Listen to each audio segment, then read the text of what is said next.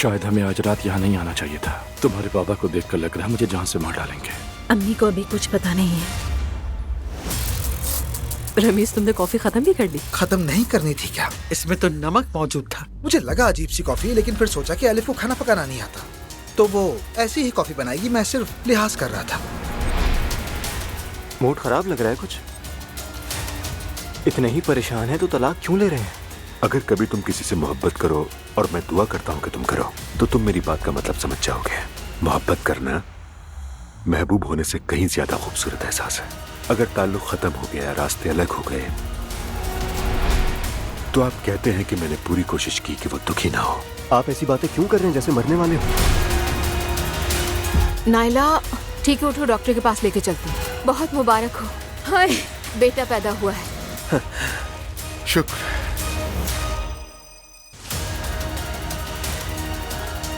असलान, नायला की बातों को इग्नोर कर दिया करो। कभी कभी वो ऐसी बातें कह देती है कि गुस्सा आ जाता है।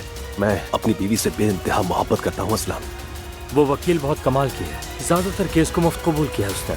आप उस पर नजर रखिए, और जैसे ही दुआ उससे मिले, मुझे फौरन उस बात की खबर चाहिए।